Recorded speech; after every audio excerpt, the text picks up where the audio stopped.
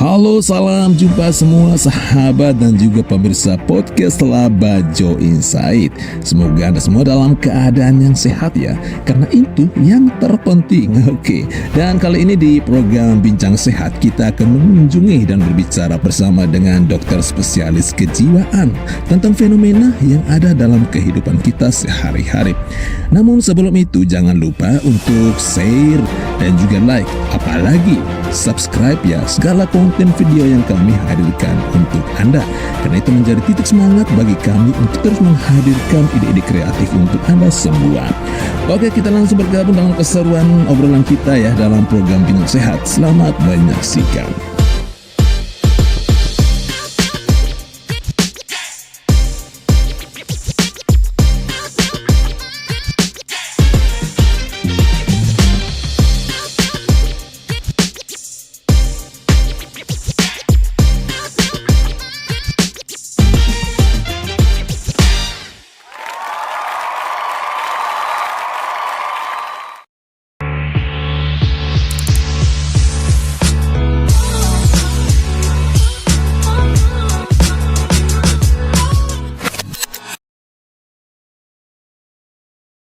Oke, standby, kamera ready, sound ready, 3, 2, 1, action. Oke pemirsa podcast Labajo Insight, kembali kita berjumpa ya. Kali ini masih di program Bincang Sehat. Dan untuk program Bincang Sehat ini, kita kali ini mengunjungi seorang dokter di tempat yang indah ya. Ini namanya Klinik Bunda ya dok ya. Klinik Bunda. Jadi ini berada di Jalan di daerah BTN ya, dekat dengan Bandara Komodo. Jadi mungkin untuk masyarakat daerah Labuan Bajo sekitarnya sudah sangat akrab dengan tempat ini. Dan kali ini kita bertemu dengan Dr. Usin. Nah, Dr. Usin ini kita akan berbicara ya dokter ya. Kita akan berbicara mengenai fenomena yang terjadi ya, berkaitan dengan kesehatan untuk psikis ya, psikis kita. Tentang ada istilah ya, dua istilah yang saat ini ya sangat akrab di kehidupan ya, kehidupan kita semua, yaitu mengenai FOMO dan juga JOMO. Nah, apakah maksud dari dua kata ini? Kita akan membahasnya bersama dengan Dr. Usin. Halo, selamat sore dokter. Sore Kak Eno. Sore, akhirnya bertemu lagi dok ya. Ya dok, ini terima kasih pertama ya dok ya, sudah memberikan waktu dan juga kesempatan ya di waktu kesibukan ya dok ya, apalagi menerima pasien nih. Untuk semua pemirsa ya, kita punya khusus nih di sore hari ini ya. Nah, tapi selain itu dokter, ini kan mungkin yang ada juga ya pemirsa yang saat ini belum mengenal lebih jelas mengenai dokter ya. Silakan dokter, ini nama lalu apa nih, bidang apa yang diambil, silakan dokter. Oh iya, selamat sore para pemirsa. Nama saya Dr. Debrayat Osiana, panggilannya tuh Dr. Osi. Jadi saya itu spesialis kedokteran jiwa. Jadi kalau orang mungkin mengenalnya dengan istilah psikiater gitu. Nah, itu yang saya ambil sekarang gitu. Oh iya. Dan saat ini bertugas di Rumah Sakit Umum Daerah Komodo ya? Iya. Iya, masih sana. Dan untuk Anda yang mau cek-cek bisa saja ke Rumah Sakit Komodo, RSUD Komodo, dan juga di Klinik Bunda ya dok. Nah, ini kita bicara ya mengenai fenomena yang terjadi ya saat ini untuk generasi ya, ini mulai beranjak ya. Ini bukan hanya terjadi untuk Gen Z ya, tetapi dari generasi milenial, generasi sebelumnya juga mengalami. Nah, dokter, ini mengenai FOMO dan JOMO nih dokter. Tapi ini dua istilah yang saat ini ya, ini sangat lekat dengan kehidupan ya. Walaupun ada yang sadar ya, secara sadar, tetapi ada juga tidak sadar gitu ya menjalaninya. Nah, ini dokter melihat nih dari bidang kedokteran dan dokter ambil ini, bagaimana nih untuk FOMO dan JOMO ini menurut dokter? Silakan. Jadi sebenarnya FOMO itu fear of missing out, itu berkaitan dengan sosial media, penggunaan sosial media gitu. Oh iya. Jadi sosial media itu kan segala sesuatu yang membuat kita bisa berinteraksi secara online dengan semua orang, baik di dalam negeri atau di luar negeri ya gitu. Jadi fear of missing out itu sebenarnya ketakutan atau kekhawatiran gitu ya, yang melanda para pengguna media sosial ini. Jadi mereka takut atau khawatir bahwa mereka tuh bisa ketinggalan tren, atau misalnya tuh kalau mereka punya grup tertentu tuh mereka takut gitu kalau misalnya teman-teman saya lagi ngapain. Jadi mereka akan FOMO ini akan menyebabkan pengguna media sosial itu jadi scrolling gadget terus gitu. Jadi ketinggalan ya, seperti itu ya dok. Terus kalau JOMO sendiri itu adalah joy of missing out.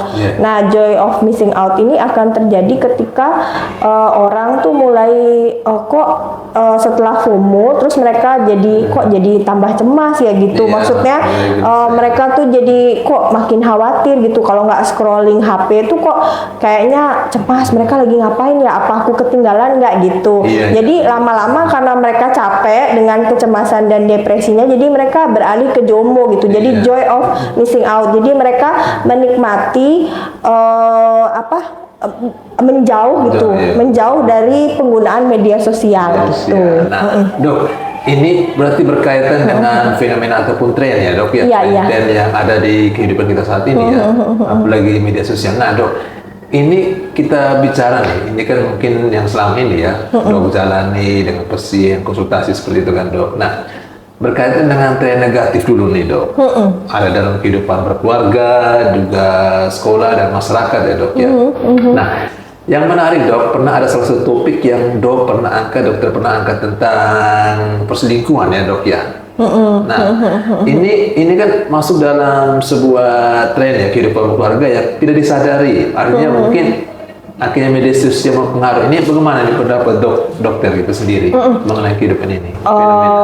Jadi media sosial itu akan berdampak negatif kalau penggunanya itu tidak menyadari ya. Maksudnya semua yang berlebihan dalam hidup tuh pasti negatif gitu. Jadi media sosial ini memang bisa positif, bisa juga negatif kalau penggunaannya berlebihan. Terus kalau misalnya masalah sangat mempengaruhi kehidupan keluarga gitu. Misalnya banyak yang misalnya kita perceraian itu makin banyak karena orang melihatnya tuh kayak misalnya kita scroll TikTok gitu ya. Jadi sekarang tuh kayak standar laki-laki menurut TikTok gitu. Kayaknya kalau kita baca-baca gitu kan kayak harus meratukan. Definisi meratukan tuh apa gitu. Kayak tidak make sense sebenarnya. Tapi banyak wanita kemudian yang mencari sosok itu yang sebenarnya nggak ada gitu maksudnya. Dan itu mungkin bisa terjadi misalnya nih sama pasangan ini kok kayaknya dia misalnya nih dia merasa bahwa suaminya tuh narsisistik gitu. Banyak tuh pasien saya kayaknya suami saya narsisistik deh dok gitu. Padahal saya narsisistik gitu. Terus saya kadang merasa bahwa kenapa gitu. Oh iya dok, jadi dia tuh pengen menang sendiri. Saya bilang lah kalau misalnya dua orang berbeda pendapat ya pasti saling memenangkan pendapatnya dong menurut saya gitu kan. Belum tentu juga suaminya seorang narsisistik gitu. Kalau saya wawancara suaminya mungkin menurut dia juga istrinya narsisistik. Nah ketika nggak ketemu itu terus mereka ketemu sama orang-orang di online kan yang mungkin bisa lebih nyaman, bisa lebih mengerti gitu ya. Kadang-kadang bisa juga itu misalnya nih kayak sekarang tuh banyak penipuan online yang berkedok cinta gitu ya, love scammer gitu. Jadinya malah jadinya beralih gitu. Terus banyak juga ibu-ibu yang kemudian merasa kelelahan gitu mengurus anak, karena sebenarnya bukan kelelahan mengurus anak ya, tapi karena mereka juga banyak waktunya tuh scroll gadget gitu. Kadang-kadang anaknya datang tuh entar gitu, sibuk mungkin live FB kali gitu. Tapi kalau yang misalnya datang ke saya itu kebanyakan ya itu menanyakan kadang-kadang kayaknya suami saya narsisistik deh gitu. Terus saya bilang saya nggak bisa mendiagnosis orang kalau nggak ketemu orangnya gitu. Biasanya harus ketemu dulu gitu.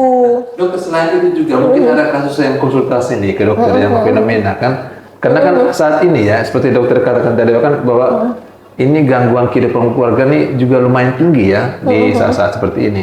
Nah, selain narsis tadi nih, apakah ada juga hal lain yang dari Beberapa itu berkonsultasi karena Iya. pasangannya mungkin kecanduan judi online ya. nah, judi online ini. Iya, itu jadi mempengaruhi banyak wanita yang datang ke saya gitu karena mereka tuh merasa putus asa gitu karena suaminya itu nggak bisa dikasih tahu sebenarnya gitu. Terus iya, dan iya, itu iya. maksudnya jadi ekonomi keluarga itu jadi menurun kan Iya, gitu. Terus betul. kadang-kadang suaminya itu jadi keuangannya tuh jadi untuk mereka aja gitu. Jadi Iya, istrinya itu kadang-kadang mesti bekerja sendiri karena suaminya punya penghasilan tapi nggak jelas Iya, iya. kemana gitu. Iya, Dan iya. mereka taunya oh ternyata setelah lihat gadget suaminya oh ternyata judi gitu. ya.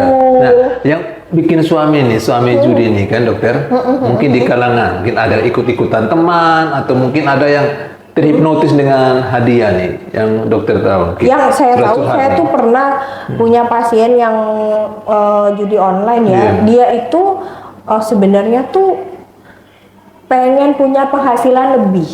Jadi iya. maksudnya bukan punya penghasilan lebih ya, tapi pengen kaya instan gitu. Oh iya, cepat Iya, ya, itu dan dia akan semakin kecanduan ketika dia pernah menang gitu. Iya. Ya, kalau misalnya kalau yang saya tahu pasien saya itu memang pernah menang gitu. Setelah itu dia pengen merasakan kemenangan itu lagi, tapi Iya. ternyata kalah terus. Kalah terus. Sampai dia punya utang di beberapa bank, sampai berutang sama temennya juga Iya. gitu. Ada beberapa juga yang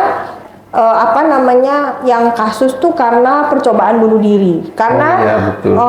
karena mereka pasien saya tuh ada yang kredit untuk beli rumahnya belum selesai, kredit Iya. buat beli mobilnya ternyata yang dia harap dari penghasilan mobil sekian juta ternyata itu tidak terjadi, akhirnya dia minjem lah, maksudnya dia judi online. Nah Iya. ternyata judi online pun kalah, akhirnya karena kalah dia minjem lagi untuk nutup ini, Nutup kalah ini, juga kalah gitu. juga. Akhirnya buntu, Iya. akhirnya ini percobaan bunuh diri. Untungnya selamat. Ada beberapa kasus yang seperti Iya. itu. Nah, ini kan remaja juga dok. Ini berkaitan dengan tadi dengan ini FOMO ini. Ini kan mereka juga ya ada kecenderungan untuk ikuti pokoknya semua yang ada di media sosial ya. Nah, betul. pokoknya ajakan-ajakan itu. Nah, yang menjadi dalam kehidupan berkeluarga nih dok. Ini yang menjadi kelemahan dari mereka nih apa nih yang supaya akhirnya mereka cepat terpengaruh nih dok?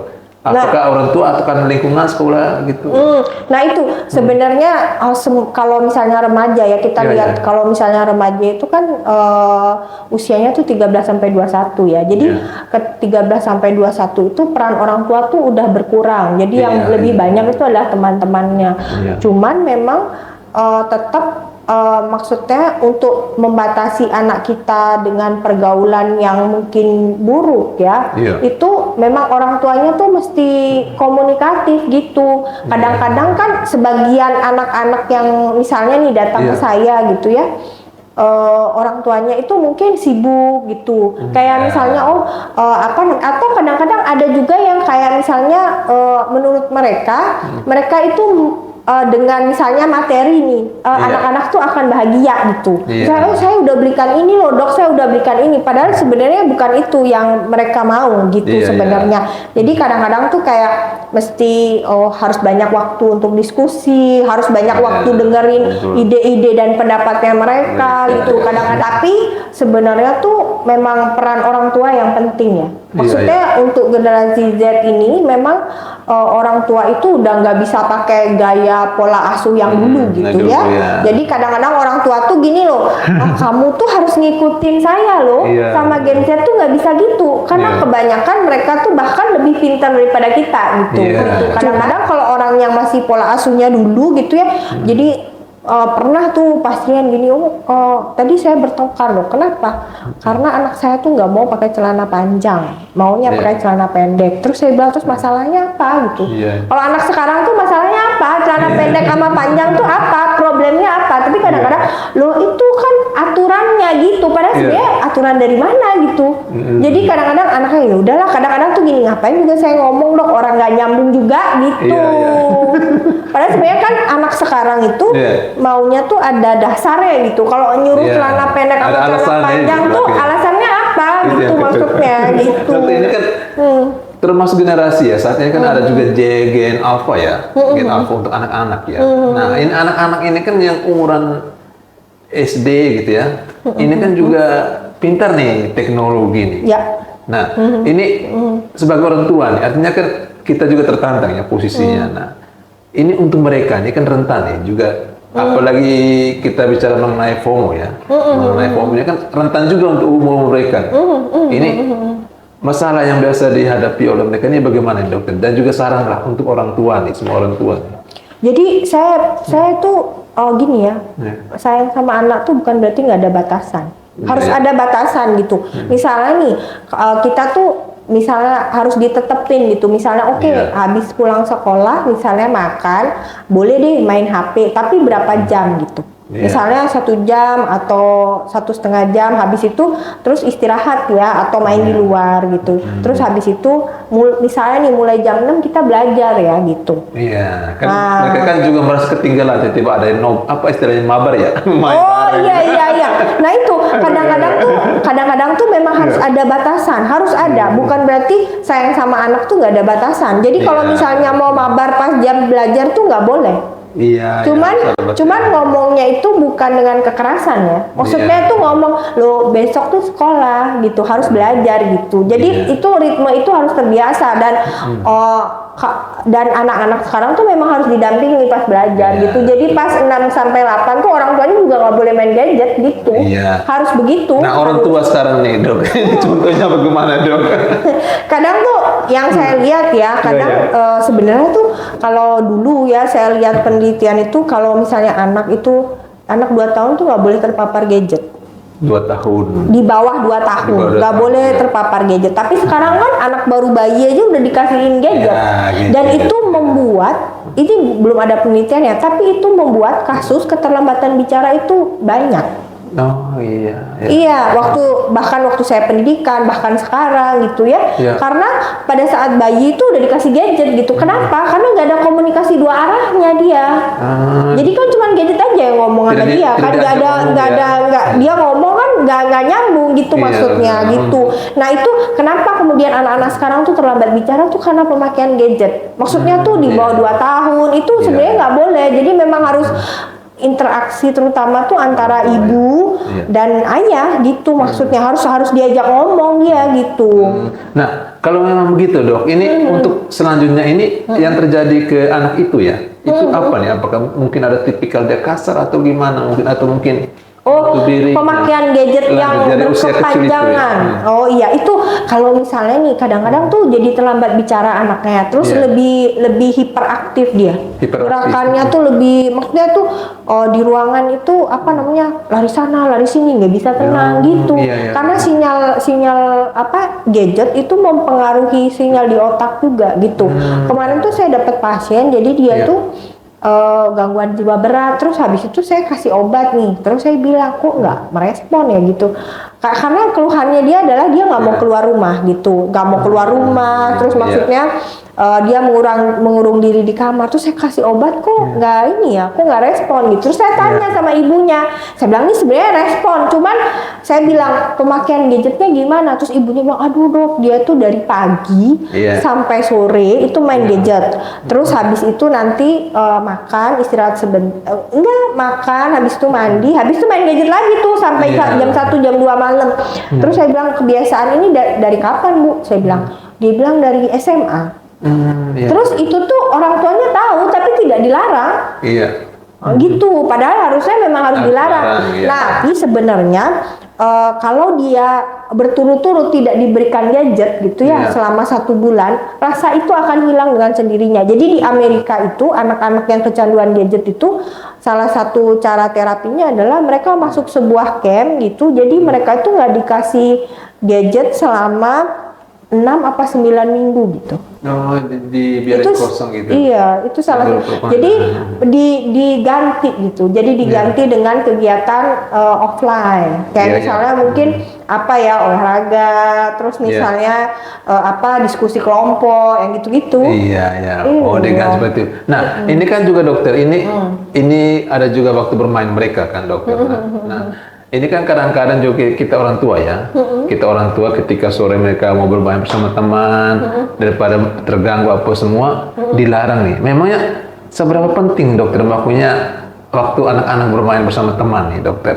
Dibandingkan dengan mengikuti tren ya, bahwa harus mengenal inilah ini di HP. Ini seberapa penting? Enggak, sebenarnya sosialisasi itu penting banget ya. Oh iya. Berinteraksi di dunia nyata itu sangat-sangat penting menurut saya, karena dari situlah kita berjuang, itu memupuk bagaimana kita bisa mengatasi masalah. Jadi daya juang terhadap stresnya itu akan terlatih ketika kita berinteraksi sama orang lain secara nyata. Karena sebenarnya online tuh kan ada, tapi itu semu sebenarnya gitu. Kadang-kadang kan orang online tuh kadang-kadang itu jadi bikin orang insecure juga gitu. Maksudnya gini, insecure berinteraksi di dunia nyata. Jadi kadang-kadang tuh nggak pede, karena kalau online kan bisa diedit ya, pakai filter gitu. Jadi nggak jadi dirinya sendiri kan gitu. Tapi kalau berinteraksi, dan itu kadang-kadang, aduh aku nggak pede nih, karena kan di online aku kelihatannya cantik menurut ya cantik lah. Padahal sebenarnya semua orang tuh pasti cantik lah gitu. Yang penting kan pede apa enggaknya aja gitu. Nah, dokter, ini berkaitan dengan online dan juga fenomena kehidupan bersama masyarakat. Kan kita biasa lihat nih dok, ini kan ada kita duduk nih berkelompok ya, 1, 2, 3, 4 orang begitu ya. Tetapi ketika pegang HP, ini masing-masing mulai sibuk nih, dengan artinya tidak ada komunikasi nih. Dok. Nah ini bagaimana nih jalan keluarnya dok untuk mengatasi ini? Ada nih pasti dok. Iya, harusnya sih itu kan apapun ya, kecanduan apapun gitu ya, entah judi, entah gadget gitu ya. Itu tuh kembali lagi yang paling penting adalah motivasi diri. Motivasi diri. Jadi kalau misalnya mau ketemuan nih, biar acaranya hangat, ya udah HP-nya itu harus dimatiin gitu. Harus sepakatnya begitu. Kalau enggak susah. Kalau yang satu yang lain enggak. Mulai main sendiri gitu. Jadi susah gitu. Makanya misalnya kalau mau ketemu ya memang harus sepakat untuk no gadget gitu. Iya betul, itu yang penting, itu yang dilupakan ya. Seringkali duduk rame-rame ya kita mulai dari HP masing-masing sibuk. Masalahnya ini kan kehidupan bermasyarakat juga ya dok. Ini seberapa pengaruh bahwa ini mengikuti tren ini dalam kehidupan masyarakat. Contohnya mungkin di dunia pekerjaan lah begitu dokter. Ini kan seberapa pengaruh kuat nih mengganggu mental nih dokter. Mungkin ada tekanan atau mungkin hal-hal lain yang dialami. Biasanya sih yang saya temui itu kadang-kadang pasien itu suka jadi cemas karena pemakaian gadget. Suka self diagnosis sendiri gitu. Kayak misalnya gini, ada pasien saya tuh yang kayak datang-datang gitu. Misalnya saya tahu dia cemas gitu. Terus dia datang tuh kayak kayaknya saya stroke deh dok gitu. Terus saya bilang gini, stroke dari mana gitu kan. Terus saya kayak kenapa bisa gitu. Jadi kayak misalnya nih sakit kepala gitu ya. Terus dia search lah di Google, yang keluar kan tumor otak lah, stroke lah gitu. Padahal itu jauh banget, karena kalau misalnya kita dokter gitu ya, kalau kita lihat pasiennya aja meskipun kita belum pegang nih, kita lihat secara fisik, stroke-nya dari mana gitu. Tapi banyak yang seperti itu, bahkan ketika itu sangat menghambat terapi.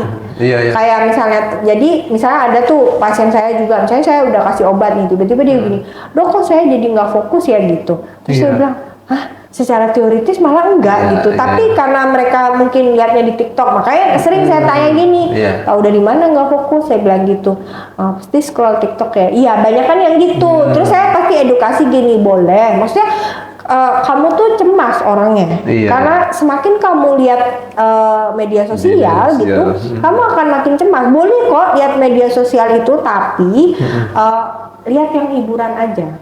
Maksudnya tuh kayak lawakan atau misalnya kemarin aja nih pasien saya, karena situasi negara kemarin yang kerusuhan itu, ada pasien saya yang tiba-tiba kamu gara-gara itu. Maksudnya tuh kayak tiba-tiba dia gini, dok, kan memang beliau tuh ada kalau kita bilang tuh waham, jadi keyakinan yang salah gitu. Jadi dia berpikir bahwa dulu-dulu tuh dia merasa bahwa dia adalah orang yang diutus Tuhan untuk menyelamatkan negara. Padahal itu kan bagian dari gangguannya dia. Nah sebenarnya dia sudah stabil, tapi ketika dia lihat kerusuhan, terus Indonesia, ini dia bilang, dok ini apakah karena saya nggak mau ya jadi juru selamatnya negara gitu. Oh kamu lihat apa? Iya saya scroll TikTok gini gitu. Oh ada juga dok itu ya? Ada. Jadi dia kamu. Kalau pasien yang lain saya suka edukasi gini. Saya bilang kalau masalah kesehatan kalau pas kontrol tanyakan ke dokternya. Karena kan kalau dokter tuh karena mereka kan sekolah dan berbasis ilmiah kan. Kadang-kadang kan yang di Google yang nulis itu kita juga nggak tahu siapa. Kan bisa aja di summary dari mana-mana. Padahal sebenarnya kan sakit kepala itu sangat tergantung individunya ya gitu. Maksudnya kita periksa masing-masing, mungkin sakit kepala ini ini pasien cuman karena kurang tidur, kecapean. Ini mungkin misalnya ada masalah keluarga atau ini memang benar-benar stroke gitu. Yang bisa membedakan itu kan dokternya gitu maksudnya. Nah, berarti sekarang ini dokter banyak ya makanya masyarakat kita ya yang makanya apa istilahnya diagnosa sendirilah gitu. Oh banyak yang gitu. Maksudnya banyak yang seperti itu dan mereka kadang-kadang tuh sering muter-muter dokter gitu. Sebenarnya mereka tuh cemas tapi kayak misalnya kok penyakit dalam gitu. Nanti penyakit dalam bilang enggak kok gitu. Nanti bilang kok beda lagi. Kalau misalnya saya sakit kepala nih ke dokter saraf. Kadang-kadang tuh dok saya maunya CT scan gitu. Padahal sebenarnya CT scan itu kan ada indikasinya ya gitu. Terus kayak mereka tuh menginikan sendiri gitu kayak saya mau CT scan nih gitu soalnya kayaknya saya ada tumor otak gitu. Banyak ada yang begitu. Jadi justru akan menambah kecemasan gitu. Jadi saya selalu bilang sama pasien bukannya saya nggak menyetujui ibu CT scan enggak. Tapi maksudnya gini. Untuk apa khawatir untuk sesuatu yang bahkan tidak berdasar gitu. Iya gitu biasanya kasihan kadang-kadang ada orang yang waktunya cuman ke rumah sakit tuh cuman entar ke dokter penyakit dalam, entar ke paru, entar ke ini. Terus malah keluarganya tuh nggak terurus karena dia cuma ngurusin sakitnya aja sebenarnya tuh bahkan nggak ada gitu. Yang ada pikiran seperti itu ya dokter. Sebenarnya kalau mau kan misalnya nih ada keluhan ya diskusi aja sama dokter puskesmas. Menurut dokter saya perlu nggak gitu. Kadang-kadang kan karena kita search sendiri tuh jadinya ntar datang keluhannya ini, ntar datang gitu. Ini dokter, ini sebelum kita ke Jomo yang masih terfomo di tren.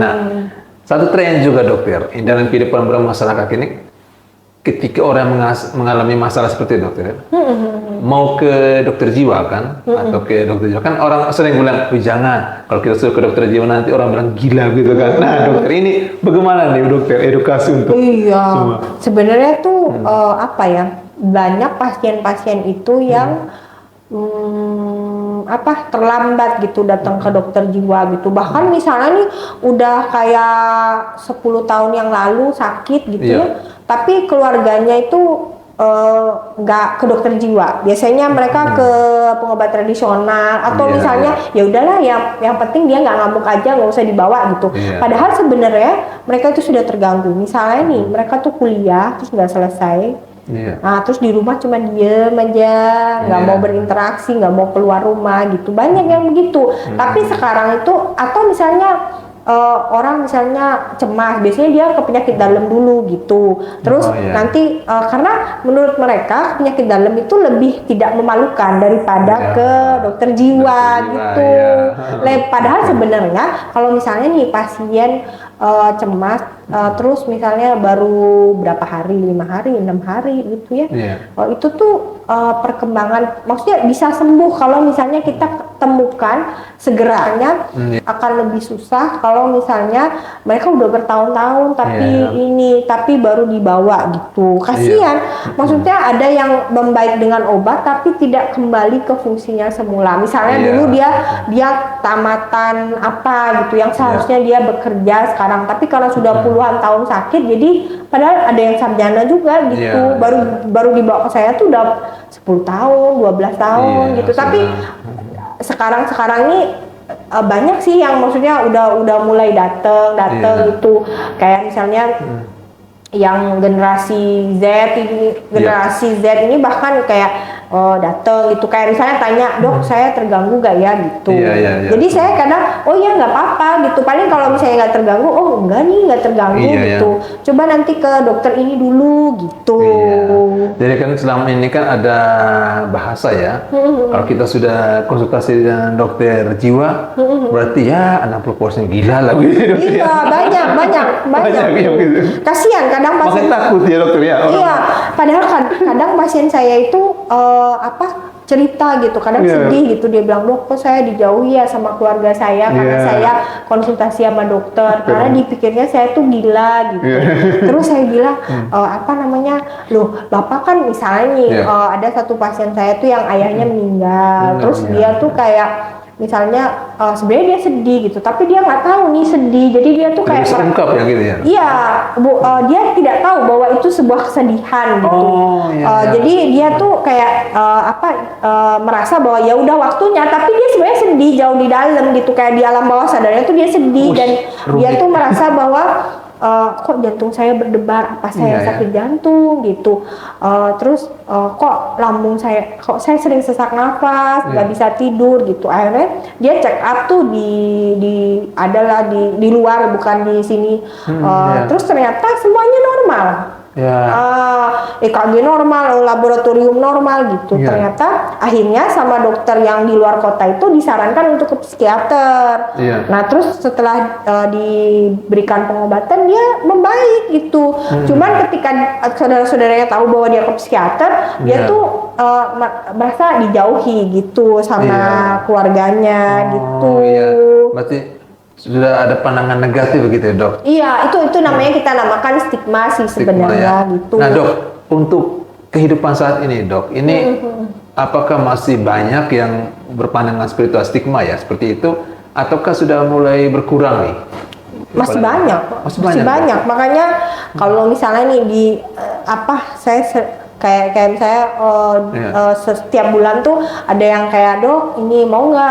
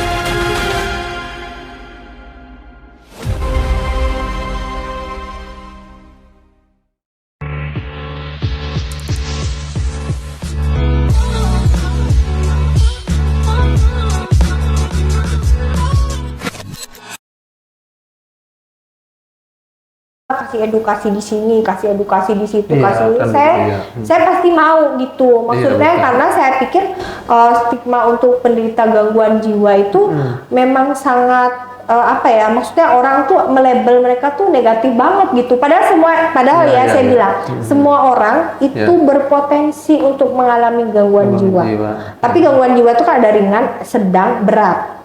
Ya, terus semua orang tuh pasti berpotensi kok untuk mengalami gangguan jiwa gitu. Contoh nih, misalnya kehilangan istri gitu ya, atau kehilangan suami gitu, kehilangan orang tua, pasti kan kita sedih tuh. Nah, kalau misalnya kita punya ikatan emosional yang sangat kuat, misalnya, pasti kita akan jatuh ke depresi misalnya.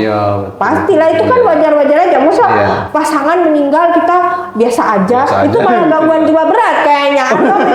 Atau memang dia selama hidup berumah tangga siksa banget gitu kan. Makanya dan menurut saya itu wajar-wajar aja, maksudnya itu sebuah kewajaran kalau misalnya kita nih punya pasangan meninggal terus berat banget ya rasanya gitu. Itu kan wajar sebenarnya kalau berkonsultasi ke psikiater sebenarnya gitu. Untuk semua ya yang saat ini mungkin ya suka sekali memberi stigma ya, Jangan sampai. Artinya kan menjebak. Ini tadi dokter sudah bilang nih. Potensi semua kita ini ada gangguan jiwa. Nah, dokter sebelum ke bicara mengenai JOMO ya, satu contoh dokter. Kadang-kadang kan kita bermain HP kan, atau banyak dari semua termasuk pemirsa mungkin. Kadang-kadang kita ketawa sendiri, sedih sendiri, makanya menangis sendiri gitu ya. Ketika kita nonton di HP gitu, atau mungkin nonton sesuatu lah. Dokter, itu wajar ataukah mungkin ada gangguan jiwa dokter? Tergantung. Kalau misalnya nih, ketawanya kenapa? Kalau dia masih bisa menjelaskan, itu bukan gangguan jiwa ya. Oh iya. Iya, kecuali dia misalnya ketawa sendiri terus dia nggak tahu tadi apa ya gitu. Mungkin halusinasi. Tapi kalau misalnya nih nonton drakor terus, kok saya ini ya terbaya gitu. Itu contohnya sebuah kewajaran. Itu sebuah kewajaran gitu. Oh iya, yang masih wajar lah seperti itu ya. Kecuali tanpa alasan. Iya. Jadi gitu. Nah, dokter yang berikutnya ini kan kita bicara mengenai JOMO nih dokter. Nah, tadi kan sudah mengikuti dengan berbagai fenomena hidup ya. Yang saat ini akan terpengaruh. Nah, ini kan di JOMO nih dokter. Ada momen di mana orang mulai merasa menyendiri ya, ambil waktu apa nih. Nah, ini apakah seberapa kuat mempengaruhi kejiwaan nih dari seorang pribadi terhadap JOMO ini nih?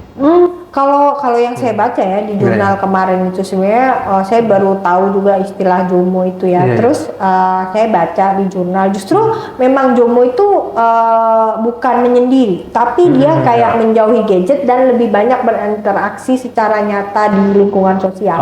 Iya. Jadi dia lebih memilih dunia nyata seperti itu. Iya.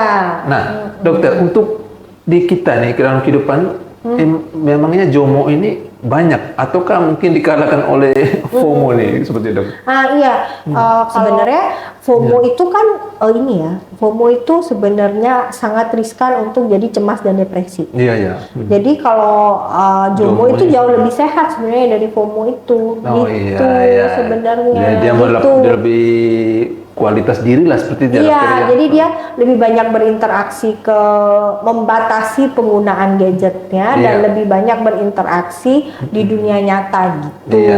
Nah, ini mengenai JOMO nih dokter. Jadi apakah ini juga menjadi salah satu saran nih dari dokter untuk mungkin pasien yang sudah ini istilahnya sudah masuklah dalam dunia FOMO ya seperti itu. Jadi sebenarnya JOMO itu kayak membatasi penggunaan gadget. Artinya dia nyeting gitu. Misalnya dia membuat kontrak bahwa misalnya 1 hari tuh 2 jam aja deh gitu.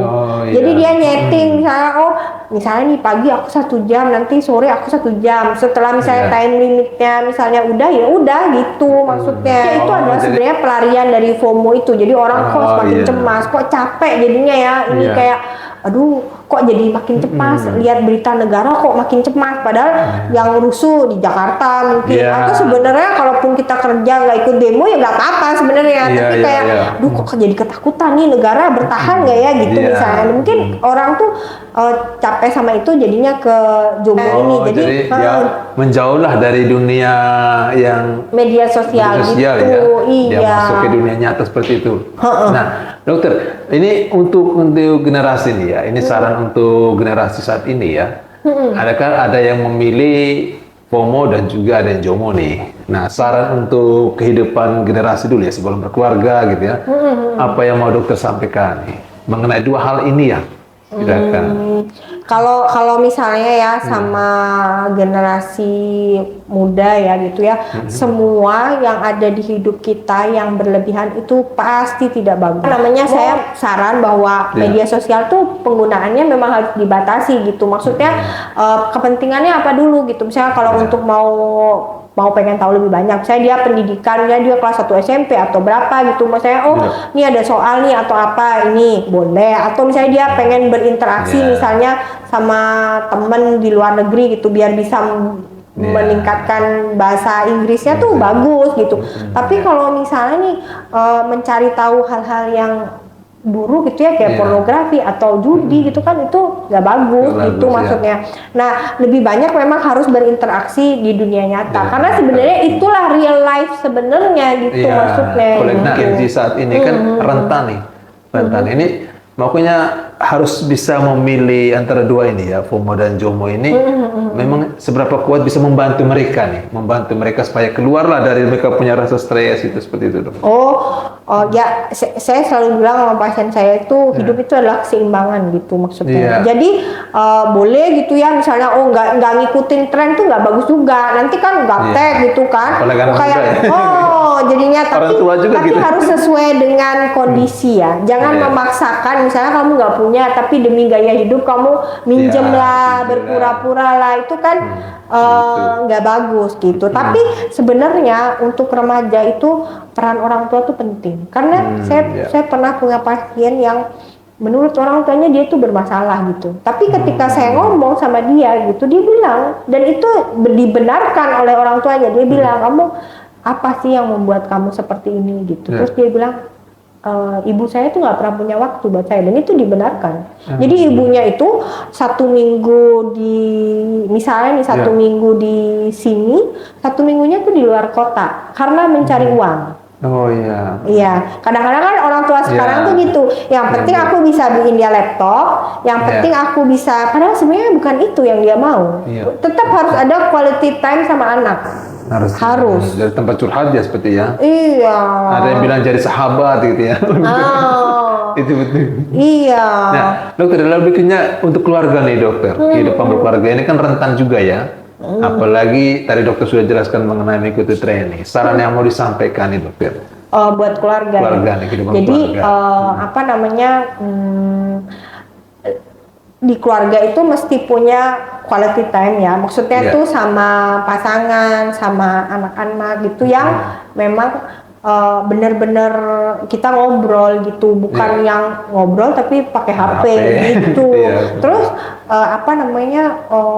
saya melihat kadang tuh saya lihat gitu, saya sedih juga gitu, kayak misalnya anaknya tuh umur 3 tahun, 4 tahun gitu lagi jalan gitu, kayak mama, tapi mamanya sibuk gitu, pegang HP, gadget gitu, nggak tahu Facebookan atau apa. Padahal sebenarnya kalau sudah anak itu mencari kita, itu kita harus peluk dia, harus kasih sayang dan perhatian penuh, karena itu sangat-sangat berpengaruh loh ke kesehatan mentalnya nantinya gitu. Sangat. Jadi memang harus keluarga tuh harus, maksudnya kalau lagi ngumpul tuh jangan pegang gadget gitu maksudnya. Itu untuk semua nih, termasuk juga untuk yang pegang kamera nih.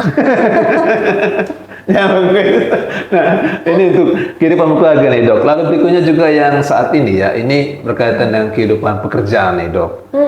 Saran yang mau disampaikan nih, kan ada juga tren juga ini kan lumayan ya dialami, silakan, Dok. Pengalaman saya sama pasien gitu, dia datang sama saya tuh karena cemas ya, maksudnya cemas. Terus dia sudah ke beberapa dokter, ternyata dia normal, terus akhirnya disarankan ke saya gitu. Dia udah CT scan gitu, USG gitu, ternyata nggak dapet apa-apa, terus ke saya. Terus waktu pertama saya ketemu, dia tuh juga nggak tahu kenapa dia cemas gitu. Padahal sebenarnya kehidupan keluarganya dia baik-baik aja. Ternyata dia itu saya baru tahu ketika pertemuan kedua, dia bilang bahwa dia tuh habis pulang kantor, dia akan mengerjakan pekerjaan kantornya di rumah. Dan WA-nya tuh selalu aktif ya. Maksudnya tuh kayak misalnya nih temennya gitu ya, tolong dong buatin ini, dia buatin. Terus misalnya nanti atasannya tuh ini ya nanti besok gini gitu. Jadi sama ya. Kok sama ya? Jadi kondisi tubuhnya tuh waspada terus. Nah, waspada terus itu makin lama akan membuat dia sakit. Tapi awalnya dia nggak tahu bahwa itu ada sebuah kecemasan. Jadi dia kayak ngerasa sesak nafas.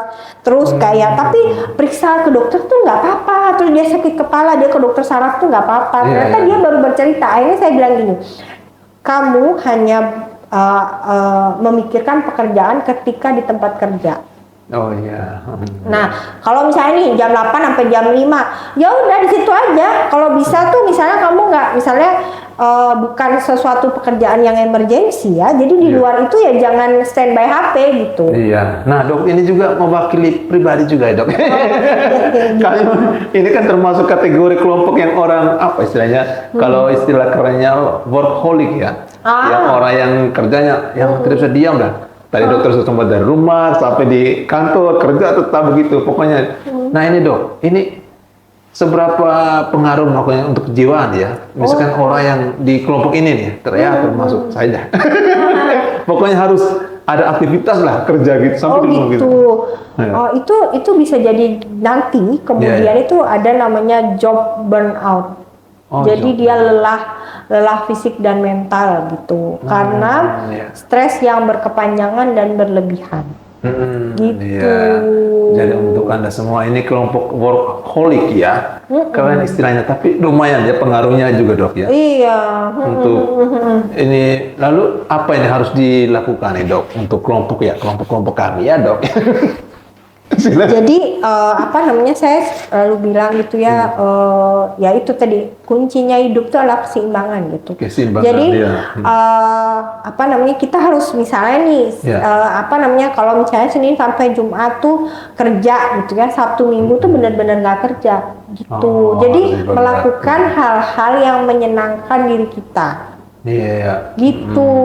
Jadi harus ada waktu istirahat ya dok ya. Iya harus, karena kalau misalnya pas lagi misalnya nih harusnya akhir pekan itu istirahat, terus kerja, itu jadi sistem tubuh itu akan selalu waspada dia gitu. Nah sistem tubuh yang waspada itu akan dalam jangka waktu panjang itu bisa menyebabkan misalnya nih tekanan darah tinggi, gangguan jantung gitu. Karena saraf-saraf simpatisnya tuh siaga terus. Gitu. Dokter, ini di terakhir pertemuan kita ya di sore hari ini, pesan yang mau disampaikan mengenai topik yang kita angkat ya saat ini, FOMO dan juga JOMO untuk semua pemirsa yang saat ini menyaksikan, silakan. Oke. Jadi media sosial itu pasti punya dampak positif dan dampak negatif. Semua sih dalam hidup tuh pasti ada dampak positif dan dampak negatifnya ya. Jadi penggunaan media sosial itu sebaiknya gitu harus ada batasannya gitu. Jadi nggak boleh pemakaiannya berlebihan dan mesti dianalisa. Tidak boleh semua yang ada di media sosial itu kita serap sepenuhnya 100% gitu. Dan pesannya berinteraksi online itu ada dampak positifnya, tapi berinteraksi secara nyata itu jauh lebih banyak manfaatnya.